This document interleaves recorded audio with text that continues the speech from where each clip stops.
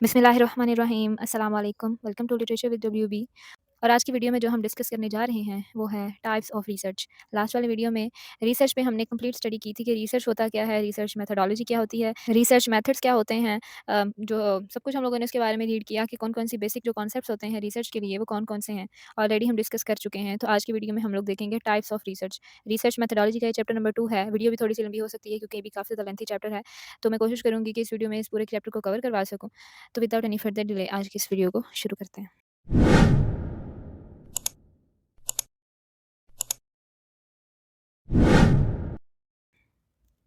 सबसे पहले हम लोग एक ओवरव्यू ले लेते हैं। रिसर्च टाइप्स जो हैं वो किसको रेफर करती है कि ये डिफरेंट अप्रोचेज़ होती हैं जिसको कि हम लोग यूज़ करते हैं कंडक्ट करने के लिए रिसर्च। यानी कि रिसर्च टाइप्स किसको बोलेंगे, डिफरेंट अप्रोचेज़ को जो कि हम लोग यूज़ करते हैं किसी भी रिसर्च को कंडक्ट करने के लिए। और ये डिपेंड किस पे करता है कि ये रिसर्चर्स के गोल पे डिपेंड करता है और उसके ऑब्जेक्टिव्स पे डिपेंड करता है कि हम लोग कौन-सी अप्रोच को अडॉप्ट करेंगे।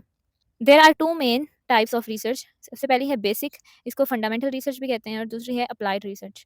सबसे पहले हम लोग बात करते हैं बेसिक रिसर्च की। बेसिक रिसर्च किसको कहते हैं? इसमें जो भी रिसर्चर होगा ना, उसको सिर्फ़ एक डीप अंडरस्टैंडिंग चाहिए होती है किसी भी इवेंट के रिलेटेड, ठीक है? कि उसको अपने नॉलेज में इज़ाफ़ा करवाना है, इसीलिए वो ये रिसर्च कर रहा है। ये जो रिसर्च है, ये क्यूरियोसिटी की बेस पे की जाती है कि किसी को अपनी किसी चीज़ के बारे में कोई क्यूरियोसिटी हो रही है, जिसकी वज़ह से वो ये किसी स्पेसिफ़िक एरिया में ये अपने नॉलेज को एनहांस करने के लिए, अपनी नॉलेज को बढ़ाने के लिए वो ये रिसर्च करना चाह रहा है। इसकी भी फर्दर 2 कैटेगरीज़ हैं, जिसमें कि सबसे पहली है प्योर रिसर्च। प्योर रिसर्च है वो क्या होती है? ये कंडक्ट की जाती है विदाउट एनी लाइक आपके ज़हन में कोई आइडिया नहीं है, कुछ भी नहीं है, आपके ज़हन में कोई प्रॉब्लम नहीं है कि हमने इसका सॉल्यूशन निकालना है, लेकिन फिर भी आप रिसर्च को कंडक्ट कर रहे हो, किसके लिए? कि आप लोगों को सिर्फ़ और सिर्फ़ नॉलेज चाहिए, ठीक है? ताकि आप अपने नॉलेज को जो है वो एक्सपैंड कर सको। सिर्फ़ और सिर्फ़ नॉलेज गेन करने के लिए जो भी आप रिसर्च करते हो बेसिक रिसर्च में, उसको प्योर रिसर्च बोला जाता है।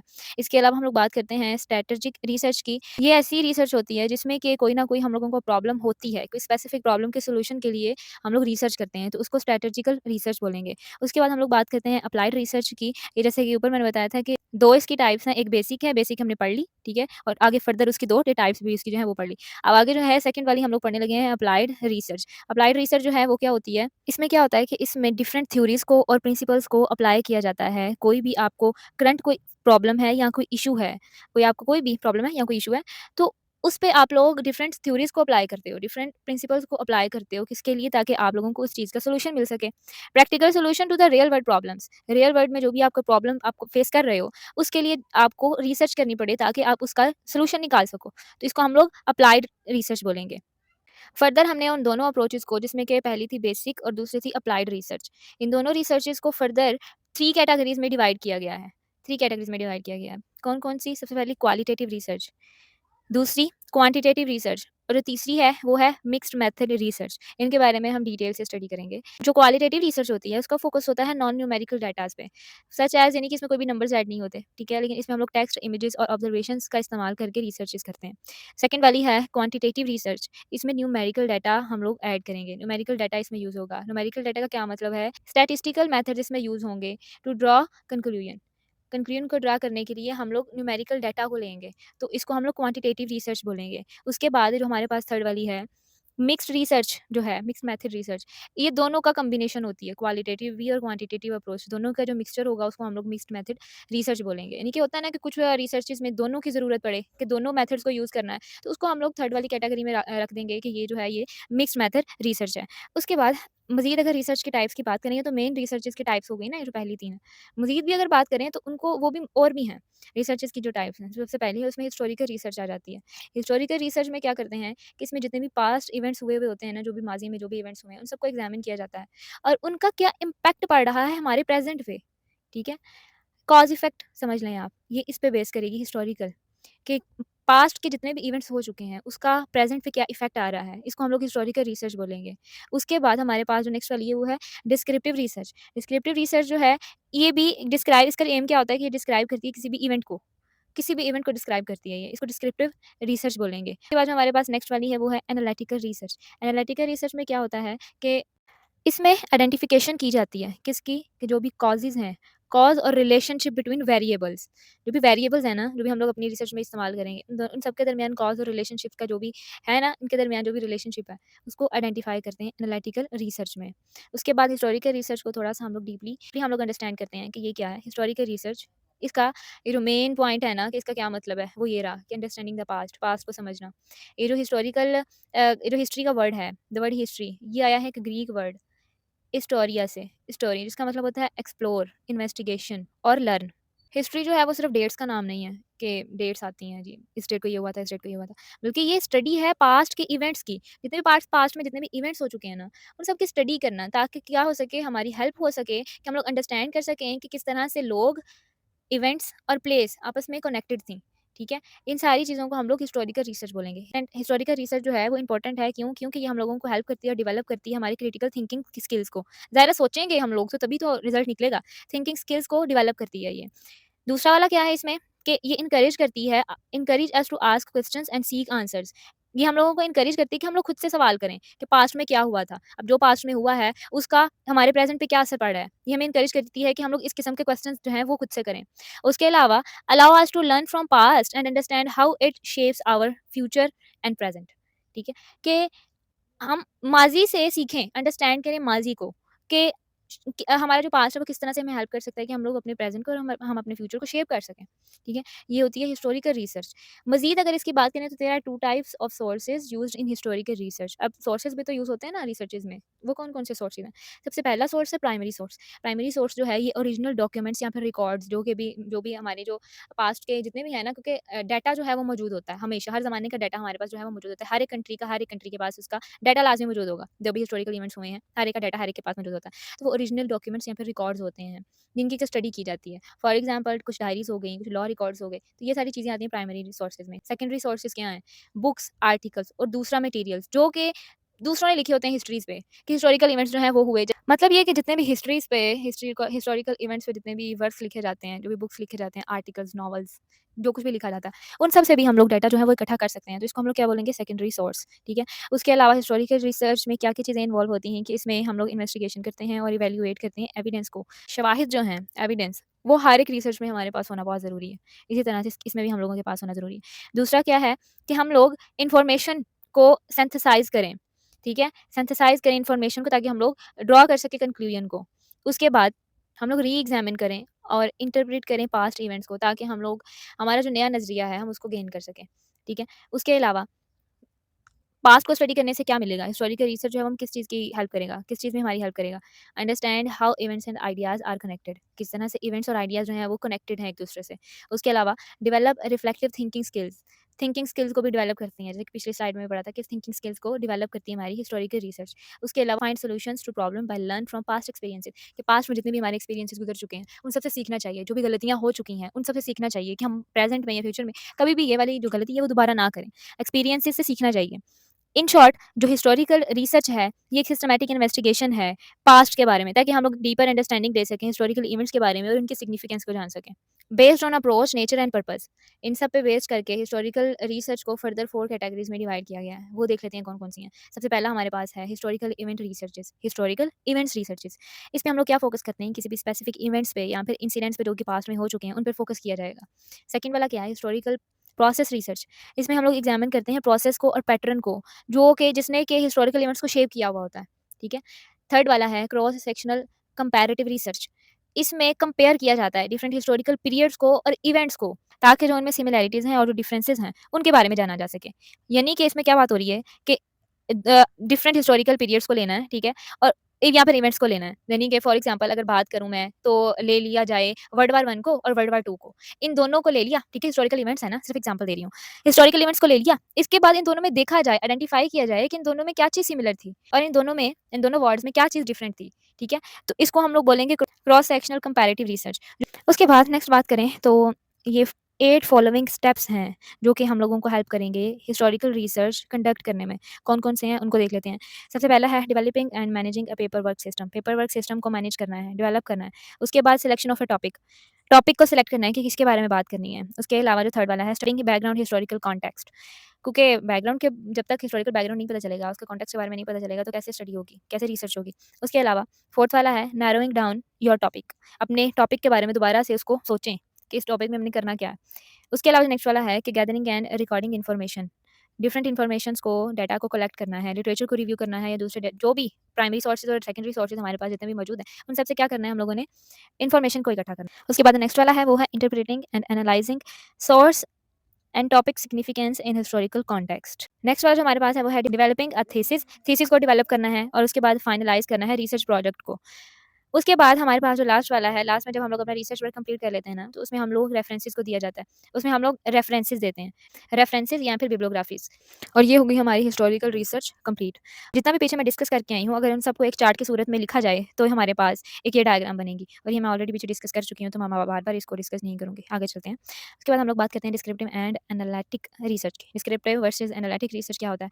डिस्क्रिप्टिव रिसर्च जो है ना, इसका एम होता है कि वो डिस्क्राइब करे और क्लासीफाई करे कैरेक्टरिस्टिक्स ऑफ पॉपुलेशन की कैरेक्टरिस्टिक्स को एनालाइज किया जाता है किसमें? डिस्क्रिप्टिव रिसर्च में।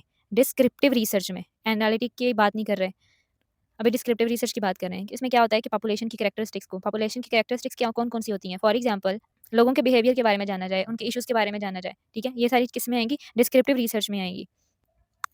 यानी कि इसमें किस किस्म के क्वेश्चंस के आंसर देने पड़ते हैं, like what, who, when, where, ठीक है, क्या है, कौन है, कब है और कहाँ है, ठीक है। इन सब चीज़ों, इस सारी ये जो सारे सवाल आते हैं किस में दिए जाते हैं? डिस्क्रिप्टिव रिसर्च में। और फिर उसके बाद जनरेट किया जाता है हाइपोथेसिस, ठीक है। जबकि दूसरी तरफ बात करें तो हमारे पास जो एनालिटिक रिसर्च है उसमें क्या किया जाता है कि इसमें फोकस किया जाता है कॉज एंड इफेक्ट रिलेशनशिप पे। कॉज एंड इफेक्ट, सबसे पहले क्या चीज़ ऐसी हुई जिसका ये इफेक्ट आया, ठीक है, उसको हम लोग बोलेंगे एनालिटिक रिसर्च। और इसमें जो है टेस्ट किया जाता है हाइपोथेसिस को understand to understand why and how, क्यों और कैसे, ठीक है। ये सवाल आते हैं एनालिटिकल रिसर्च में। डिस्क्रिप्टिव रिसर्च जो है इसमें क्या किया जाता है कि डिस्क्राइब की जाती है कैरेक्टरिस्टिक्स ऑफ पॉपुलेशन। दूसरा, classifies the and measure data. जो तीसरा है वो है जनरेट हाइपोथेसिस। एग्जांपल्स की अगर बात करें तो इसमें ecological study, case report, case series, cross sectional research, ये सारी रिसर्चेज जो है ये डिस्क्रिप्टिव रिसर्च में आएंगी। एनालिटिकल रिसर्च में क्या होता है कि टेस्ट किया जाता है हाइपोथेसिस को, एग्जामिन किया जाता है कॉज और इफेक्ट रिलेशनशिप्स को, और आंसर्स दिए जाते हैं कुछ क्वेश्चंस के जिसमें कि व्हाई और हाउ, ये वाली जो है इनमें क्वेश्चंस किए जाते हैं। और इसमें जो एग्जाम्पल है वो है कोहर्ट स्टडी की। कोहर्ट जो है वो क्या होता है? जो कोहर्ट स्टडी होती है ना, वो एक ऐसी स्टडी होती है जिसमें कि रिसर्च किया जाता है कि एक कोहर्ट ग्रुप होता है, एक ग्रुप ऑफ पीपल होता है, उसको हम लोग जो है वो कोहर्ट ग्रुप भी बोल सकते हैं। एक ग्रुप ऑफ पीपल है जो कि सेम कैरेक्टरिस्टिक्स को शेयर करते हो, सेम कैरेक्टरिस्टिक्स और एक्सपीरियंसेस को with in a defined period.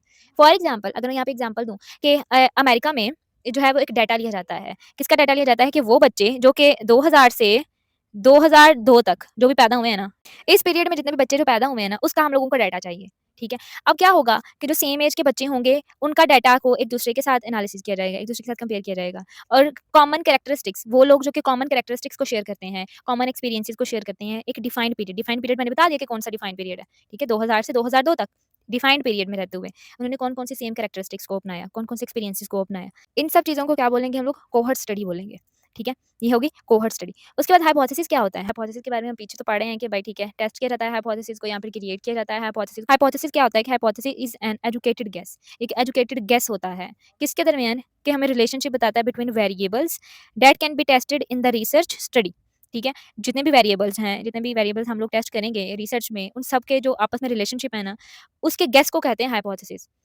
For example, एक एग्जाम्पल देती हूँ, छोटी किताबी बातों को एग्जाम्पल देती हूँ एक, कि जो है मैंने एक पौधा लगाना है और मैंने 2 किस्म के बीज जो हैं वो मैं लेके आई हूँ।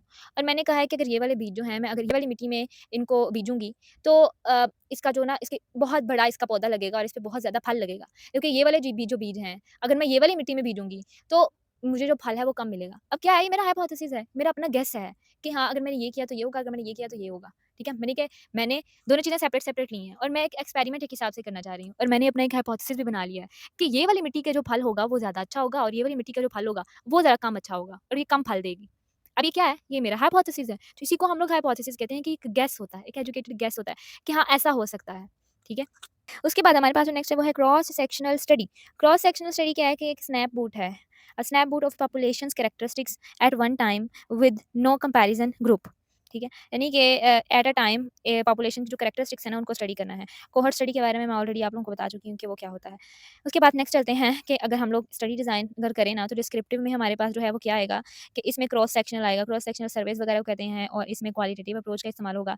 जो एनालिटिक होती है उसमें जो है ऑब्जर्वेशंस आएँगी, इसके अलावा कोहॉर्ट स्टडी आएगी, क्रॉस सेक्शनल आएगा, केस कंट्रोल और ये सारी चीज़ें भी जो हैं ये एनालिटिक में हमारे पास आएँगी। ये हमारे पास एक रिसर्च डिज़ाइन बन गया है, ओके। हमारे पास जो नेक्स्ट वाली جو مین ٹائپس ہیں ریسرچ کی ان کی طرف چلتے ہیں کہ ایک ہے کوانٹیٹیو ریسرچ. کوانٹیٹیو ریسرچ جو ہے وہ کیا ہوتی ہے کہ systematic approach to uncover hidden patterns. جو کوانٹیٹیو ریسرچ ہوتی ہے نا اس میں کیا ہوتا ہے کہ اس میں ہم لوگ میتھمیٹیکل اور اسٹیٹسٹیکل ٹولس کو استعمال کرتے ہیں, یعنی کہ اس میں نیومرس ڈاٹا آئے گا. پیچھے بھی میں نے بتایا جب ہم لوگوں نے اسٹارٹ کیا تھا ابھی اس میں بھی میں نے ڈسکس کیا تھا کہ اس میں نیومرس ڈاٹا کو ہم لوگ ایڈ کریں گے تو یعنی کہ نمبرز آئیں گے اس میں, تاکہ جو بھی ہم لوگ ہمیں جو ایک ہڈن پیٹرنز ہیں ان کو ہم لوگ انکور کر سکیں.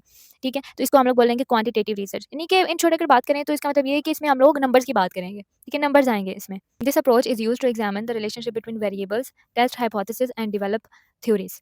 ٹھیک ہے, یعنی کہ اس میں ویریبلس کے درمیان میں جو ریلیشن شپ ہوگا نا اس کے بارے میں اسٹڈی کی جائے گی. ہائپوتھیسز جو بھی ہائپوتھیسز کسی نے دیا ہوگا اس کو ٹیسٹ کیا جائے گا. اس کے علاوہ ڈیولپ کیا جائے گا تھیوریز کو. ٹھیک ہے, کوانٹیٹیو ریسرچ میں. اس کے علاوہ اس کے جو کی فیچرز ہیں ان کی بات کر لیتے ہیں کہ وہ کیا ہیں. کی فیچرز کی طرف اگر آئیں تو اس میں کیا ہوگا, یہ سسٹمیٹک اور فارمل اپروچ ہے. سسٹمیٹک اور فارمل اپروچ. دوسرا کیا ہے کہ اس میں آبجیکٹیوز کی بات کریں گے. آبجیکٹیوز جو ہے لاسٹ والی ویڈیو میں ہم لوگوں نے پڑھا تھا آبجیکٹیوز کیا ہوتا ہے کہ اس میں ہم لوگ ڈیٹا کی بات کرتے ہیں کہ ہمارے پاس ایک ڈیٹا ہو, ایک ایویڈنس ہو تو تبھی بات کی جائے. ایک ایویڈنس بیسڈ ہونی چاہیے ریسرچ, اور یہ ان بائسڈ ہوتی ہے. ان بائسڈ کا کیا مطلب ہے کہ آپ کا کوئی پرسنل اوپینین نہیں چلنے والا ہے اس میں کہ یہ ہوگا یہ ہوگا. ان بائسڈ ہو کے آپ نے کام کرنا ہے. اور اس کے علاوہ uses mathematical and statistical tools, اس میں یعنی کہ نمبرز آئیں گے, بار بار وہی بات ہے, نمبرز آئیں گے اس میں. اس کے علاوہ ایگزامنز relation ship between variables, test hypotheses and develop theories, اور لاسٹ والا provides reliable and generalisable results. ٹھیک ہے, کہ لاسٹ میں ہمارے پاس ایک ریلائبل ریزلٹ آنا چاہیے. اب اس میں جو سیمپلنگ ہوتی ہے, سیمپلنگ ان کوانٹیٹیو ریسرچ, اس میں کیا ہوگا کہ اس میں جو سیمپل ہے نا, sampling is a process of selecting representative participant from the population. Population سے ہم لوگوں نے کون کون سے پارٹیسپینٹ کو لینا ہے, یعنی کہ سلیکٹ کرنا ہے, پاپولیشن کو اٹھانا ہے, یعنی کہ یہ سلیکٹ کرنا ہے کہ کون سی پاپولیشن پہ ہم لوگ ایکسپیریمنٹ کریں. ٹھیک ہے, اب اس میں سیمپلنگ کس طرح سے کی جاتی ہے کہ 2 کامن سیمپلنگ ٹیکنیکس ہیں جو کہ کوانٹیٹیو ریسرچ میں یوز کی جاتی ہیں. سب سے پہلی ہے رینڈم سیمپلنگ. رینڈم سیمپلنگ جو ہے وہ ایسی سیمپلنگ ہوتی ہے جس میں کہ فار ایگزامپل میرے پاس ایک ہیڈ ہے اور اس کے اندر میں نے کچھ پرچیاں ڈالی ہوئی ہیں, سمجھ لیں آپ لوگ, اور ہر ایک کا اس میں نام جو ہے وہ مینشن ہے. میں جس کا بھی نام نکالوں گی پھر اس سے میں سروے کروں گی, یا میں اس سے جو بھی ڈیٹا کلیکٹ کرنا ہوا میں وہ کروں گی. یعنی اس میں ہر ایک کا ایکول چانس ہوتا ہے سلیکٹ ہونے کا. اس میں کوئی بھی انسان جو ہے وہ سلیکٹ ہو سکتا ہے کیونکہ ان بائسڈ ہوتا ہے. جو دوسرا والا ہے وہ ہے کنوینئنس سیمپلنگ. اس میں یہ ہے کہ ایسی سلیکشن کیجیے پارٹیسپینٹ کی جو بھی ایزیلی ہمارے پاس اسیسیبل ہوں, جو بھی ایزیلی ہمیں مل سکے, ان سے ہم لوگ جا کے ڈیٹا کلیکٹ کر سکتے ہیں. اب جو پرپز کیا ہے کوانٹیٹیو ریسرچ کا, پرپز جو ہے وہ یہ ہے کہ ڈیولپ کیا جاتا ہے ہائپوتھیسز کو اور تھیوریز کو based on numerical data. Numerical data کی بیس پہ ہم لوگ جو بھی تھیوریز ہیں یا پھر ہائپوتھیسز ان کو ڈیولپ کرتے ہیں کوانٹیٹیو ریسرچ کے تھرو. اس میں اسٹیٹسٹیکل ٹولس کا استعمال کیا جاتا ہے ڈیٹا کو انالیسس کرنے کے لیے اور انٹرپریٹیشن کے لیے. تھرڈ والا ہے present data in tables and graphs too easy understanding. اب اس میں جو بھی کیونکہ ہمارے پاس نمبرز میں ڈیٹا ہوگا نا, تو اگر نمبرز میں ڈیٹا ہے تو ہم لوگ ان کو ٹیبلز میں یا پھر گرافس میں کی صورت میں ہم لوگ سامنے پیش کریں گے. جب ہم لوگ اپنی ریسرچ کو کسی کے سامنے پیش کریں گے نا, تو ہم لوگ ایک گرافس یا پھر ٹیبلز کی شکل میں ان کے سامنے پیش کریں گے تاکہ وہ ایزیلی انڈرسٹینڈیبل ہو. اب کون کون سی فیلڈ ہیں جس میں کہ کوانٹیٹیو ریسرچ کا جو ہے وہ یوز کیا جا سکتا ہے, یعنی کہ کوانٹیٹیو ریسرچ کن کن فیلڈز میں کی جا سکتی ہے. سب سے پہلے کمیونٹی ہیلتھ کو جاننے کے لیے. اس کے بعد economics, education, gender studies, psychology اور سوشیولوجی. نیکسٹ اگر بات کریں کوانٹیٹیو ریسرچ کے ٹولس کی کہ اس میں کون کون سے ٹولس کا ہم لوگ استعمال کر سکتے ہیں کہ یعنی کلیکٹنگ ڈیٹا کے لیے. سب سے پہلا ہمارے پاس جو ٹول ہے وہ ہے انٹرویوز. انٹرویوز کے ذریعے ہم لوگ پارٹیسپینٹ سے ڈیٹا کلیکٹ کر سکتے ہیں. اس میں اسٹرکچرڈ اور کلوز اینڈیڈ انٹرویو کوسچنس جو ہیں وہ ہوتے ہیں. کلوز اینڈیڈ انٹرویو کوسچنس کس کو کہتے ہیں کہ یس اور نو کا آنسر کیا جائے. وہ کوئی بھی آپ اپنے انٹرویور سے کوسچن پوچھیں اور وہ آپ کو یس یا نو میں جواب دے دے, یا پھر آپ ان کے سامنے ایم سی کیوز رکھیں تاکہ ان کوئی بھی وہ آپشن کو سلیکٹ کر سکیں. دوسرا آپ ان کو بول دیں کہ آپ اس کو ریٹ کریں 1 to 5 کتنے مارکس دیں گے آپ اس کو, تاکہ وہ ایزیلی ایک ہی لفظ میں آپ کو اس کا آنسر کر دیں. تو اس کو کہتے ہیں کلوز اینڈیڈ انٹرویو. سیکنڈ والا ٹول ہے وہ ہے کوسچنریز. اب اس میں بھی کلوز اینڈیڈ کوسچنس کا استعمال کیا جائے تاکہ کوسچنس جو ہیں وہ کوسچنس کے ذریعے ڈیٹا کو کلیکٹ کیا جائے from a large sample size. ٹھیک ہے. اس کے علاوہ جو تھرڈ والا ہے وہ ہے آبزرویشنز. اب اس میں systematic and organized observations are use to record participant experience and behaviour. یعنی کہ اس سے کیا ہوگا کہ پارٹیسپینٹس کے جو بیہیویئرز ہیں اور جو ایکسپیرینسز ہیں ان کو آبزرو کیا جائے گا اور وہاں سے ویلڈ ڈیٹا کو کلیکٹ کیا جائے گا. ٹھیک ہے.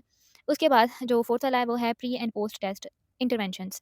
اب یہ جو ٹول ہیں, یہ ٹول جو ہے these tools are used in experimental. یہ ایکسپیریمنٹس میں یوز کیا جاتا ہے ان کو.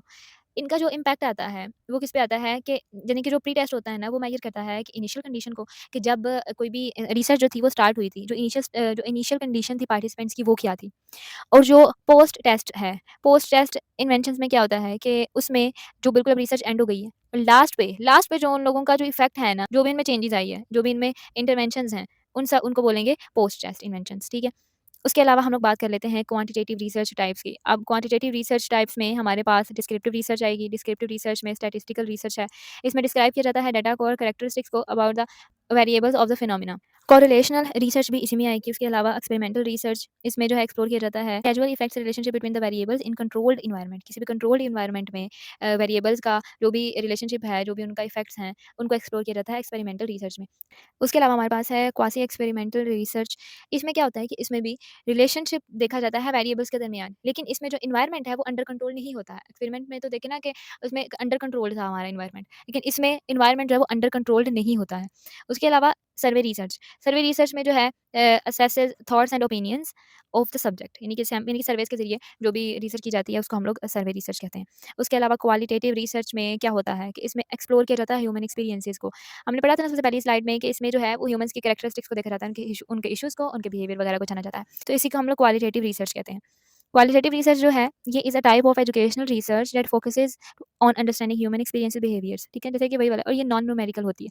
ये नॉन न्यूमेरिकल होती है। सबसे बड़ा जो फ़र्क है ना वो इन दोनों में यही है कि क्वालिटेटिव में ये नॉन न्यूमेरिकल होती है, जो क्वांटिटेटिव है, यानी कि क्वांटिटेटिव क्वांटिटी से निकला है, क्वांटिटी से निकला है। तो उसमें हम लोग नंबर्स की बात करेंगे, ठीक है? सिंपल बात है इसमें। और इसमें जो है हम लोग किस चीज़ के लिए आंसर करते हैं कि व्हाई एंड हाउ, क्यों और कैसे? ये वाले क्वेश्चंस होते हैं कि क्वेश्चंस अबाउट कॉम्प्लेक्स इश्यूज़ के बारे में बात की जाती है, जो भी पॉपुलेशन की, जो भी पार्टिसिपेंट्स की जो इश्यूज़ हैं, उन पे बात की जाती है, ठीक है? Without relying on statistical tools and hypothesis. इसमें कोई भी न्यूमेरिकल डाटा इन्वॉल्व नहीं होगा, कोई भी मैथमेटिकल डाटा इन्वॉल्व नहीं होगा और कोई भी हाइपोथेसिस भी इन्वॉल्व नहीं होगा, ठीक है? अब ये हो गया, इनमें फ़र्क भी आप लोगों को मुझे उम्मीद है कि पता चल गई होगी। की फीचर्स की बात करें अगर क्वालिटेटिव रिसर्च में, तो इसमें क्या होता है कि ये डिस्क्रिप्टिव अप्रोच है। इसमें फ़ोकस किया जाता है एक्सपीरियंसेस को और बिहेवियर को ह्यूमन्स के है, और इसमें ये नॉन न्यूमेरिकल है और इसमें वर्बल डाटा की कलेक्शन की जाती है। High level of researchers involvement with subjects, ठीक है? उसके अलावा जो इसमें स्ट्रैटेजीज़ का इस्तेमाल किया जाता है उसमें पार्टिसिपेंट्स की ऑब्जर्वेशंस को देखा जाता है एंड इन डेप्थ इंटरव्यूज़ लिए जाते हैं उनसे, ठीक है? उसके अलावा sampling techniques include purposeful and judgemental samples होने चाहिए इसमें। Data analysis begin with data collection and organisation. उसके अलावा thick description is the foundation for analysis and reporting.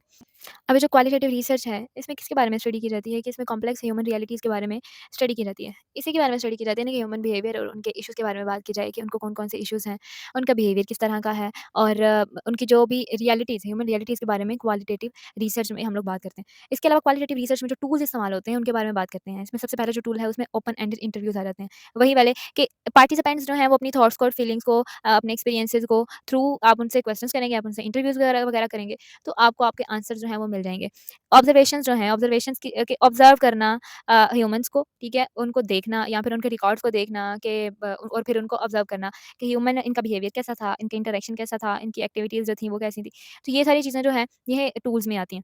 तो ये टूल्स हैं इसके। इसके अलावा क्वांटिटेटिव रिसर्च की जो टाइप्स हैं, उसको देख लेते हैं कि सबसे पहली जो टाइप है ना इसकी, वो आती है बायोग्राफी। बायोग्राफी किसको कहते हैं? लाइफ़ हिस्ट्री को। किसी भी इंसान की लाइफ़ हिस्ट्री जो है उसको हम लोग बायोग्राफी कहते हैं। ओरल हिस्ट्री भी हो सकती है, ये रिटन भी हो सकती है। ये जो है क्वालिटेटिव रिसर्च में यूज़ की जा सकती है। उसके अलावा फेनोमेनोलॉजी, फेनोमेनोलॉजी में जो भी ज़िंदगी के उनके एक्सपीरियंसेस रहे हैं ना, उसके बारे में हम लोगों को बताती है कि किसी भी इंडिविजुअल के कौन-कौन से जो कॉन्सेप्ट्स थे, उनके जो एक्सपीरियंसेस थे, ये सारी चीज़ें किसी भी इंडिविजुअल के बारे में बताई जाती हैं। उसके बाद हमारे पास जो वो है ग्राउंडेड थ्योरी। ग्राउंडेड थ्योरी जो है ये एक सिस्टमैटिक अप्रोच है जो कि बेस करती है सिंबॉलिक इंटरैक्शन पे। उसके बाद जो नेक्स्ट वाली है वो है हमारे पास एंथोग्राफी। एंथोग्राफी जो है ये एक डिस्क्रिप्शन होती है और एक इंटरप्रिटेशन होती है रिसर्च की अपने उसके कल्चर की और सोशल ग्रुप या फिर सिस्टम की। रिसर्चर की बात हो रही है यहाँ पे। रिसर्चर के कल्चर की और ग्रुप की बात की जाएगी, उसके सोशल ग्रुप की बात की जाएगी। उसके अलावा केस स्टडी क्या होती है?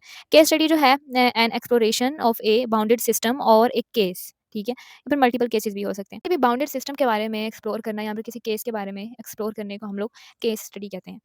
उसके अलावा हम लोग बात करते हैं एंथ्रोग्राफिक रिसर्च की। एंथ्रोग्राफिक रिसर्च क्या होती है कि इसमें हम लोग अंडरस्टैंड करते हैं उनके कल्चर्स को और कम्युनिटीज़ को। इसको कहते हैं एंथ्रोग्राफिक रिसर्च। इसके जो की एस्पेक्ट्स हैं एंथ्रोग्राफिक रिसर्च के, उसमें आ जाती है प्रोलॉन्ग्ड ऑब्जर्वेशंस। इसमें रिसर्चर जो है वो एक सिग्निफिकेंट अमाउंट ऑफ टाइम उस ग्रुप में गुज़ारता है। क्यों? ताकि वो पार्टिसिपेंट्स को ऑब्ज़र्व कर सके खुद, जो रिसर्चर है वो खुद उनको ऑब्ज़र्व कर सके। इसके अलावा इमर्सियन, इसमें क्या होता है कि जो रिसर्चर है वो उस ग्रुप का पार्ट बन जाता है, उसी ग्रुप का हिस्सा बन जाता है। जाके उनकी लैंग्वेज सीखता है, उनके कस्टम्स को सीखता है, उनकी प्रैक्टिसेस को सीखता है, उनके वैल्यूज़, उनकी बिलीव्स सब कुछ उनको सीखता है, उन्हीं का जाके वो हिस्सा बन जाता है।